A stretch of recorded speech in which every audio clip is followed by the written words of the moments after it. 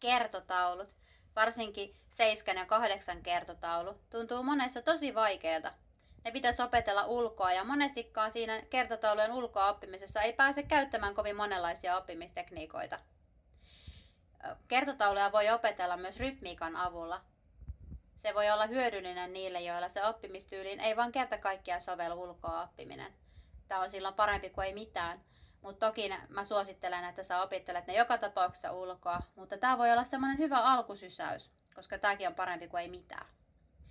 Ja opetellaan nyt sitten esimerkinomaisesti 7 kertotaulu rytmiikan avulla. Ja lähtee.